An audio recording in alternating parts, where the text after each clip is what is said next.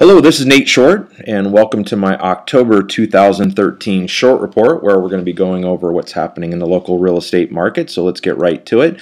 This is the heat map that I show at the beginning of every month. As you can see on the right-hand side, it remains red, although there's a couple areas that are beginning to inch into more of a balanced market. Specifically, Area 520, which is West Bellevue, is now at 3.3 months supply, and Mercer Island is at 5.4 months supply. So beginning to see a little bit of change in the market, although just over the last week or so we've seen inventory dip down again in those areas.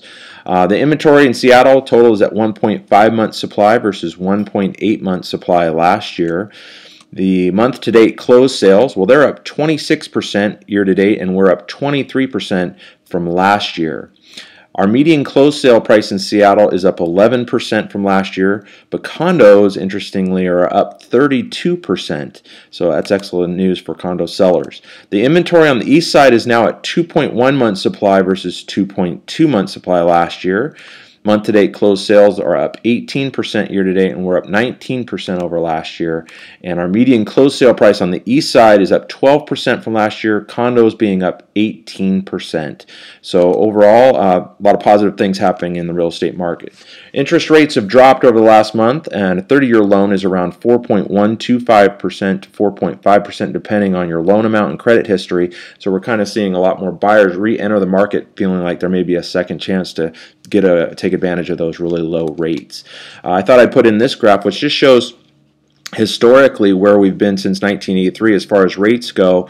And as you can see, we're about where we were in 2011. We're at 4.44% on average 30-year fixed rate. So still an excellent time if you're a buyer or a seller and are looking to make a change in your housing situation. So last month I said we were now heading into a more balanced real estate market, which is true, but our affordability actually improved pretty dramatically this month as interest rates went down and prices leveled year over year. So what I'm anticipating is that there's going to be very low inventory. We're going to actually see inventory go down over the next month or two as we head into the Christmas season, the winter season. So that is going to be interesting to see what it does to pricing. Our historical average payment, as I've discussed in previous short reports, being $23.49, well, that today's payment is now at $22.18. So it's still a great time to buy. So what are the top three things I'm seeing out on the market? Well, as far as luxury market, it's on fire. I thought this was really some interesting statistics. Sales are up in the luxury market from the 750,000 to 1 million range, up 82% from last year. 1 to 1.5 million, that category is up 36%. 1.5 to 3 million is up 40%, and this is the amazing thing to me. Over $3 million sales. Well, they've basically doubled over the last year. And last year wasn't horrible. So, this is a lot of good news for the luxury market. However, luxury homes away from the core still represent incredible values. They're still sitting on the market. So I think that those sales that we just saw, those increases in sales, have mainly been in the core areas.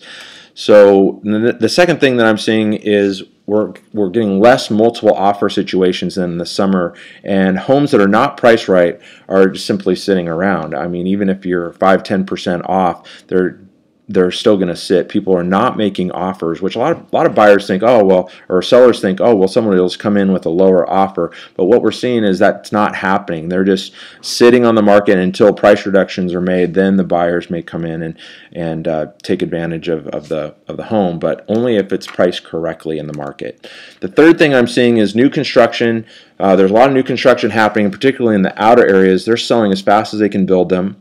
Builders are cautiously inching prices up, though. They're definitely paying attention to the inventory and the sentiment of the buyers, but they are pushing prices as much as they possibly can, which you would expect. So on the marketing front, I want to discuss the importance of using HDR photography to list your home. It's frustrating to me to see so many homes that are listed just not marketed properly, and as you search through whatever website you're using to look at homes, you can just see the difference between the photos, which can make a huge difference on if people are going to view them and actually go in to see them. So what is HDR photography? Well, it's a series of photographs taken from underexposed to overexposed and then blended using software to optimize the lighting and the clarity. So right now only an estimated 21% of homes, at least from my from my research, has shown that they're using HDR photography to present their properties online.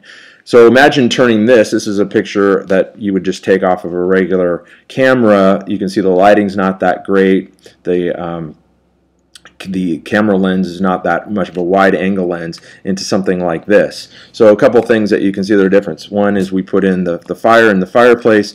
Two, the clarity of the window, the outside, so you can see that. And then three, just the lighting in general. You can see that it's just a much different presentation. And this can make all of the difference in whether people are going to see it and actually come look at it. So an estimated homes that with HDR photography, you get 5 times more internet views and showings. So it's critical that if you know somebody who's listing their home, they need to know about this stuff. So anyway, with my 13 years experience and over 400 transactions as a full-time realtor, I use HDR photography in all my listings, and we pay professionals to do that for us because we feel it's at the core of our marketing efforts, whether it's print or online. So please call me if you have any interest in knowing more about the market, you're buying, selling, or have a friend that's buying or selling, moving into the area. I'd love to help them out, and I do appreciate you listening to the short report. Have a great month, and we'll see you next month.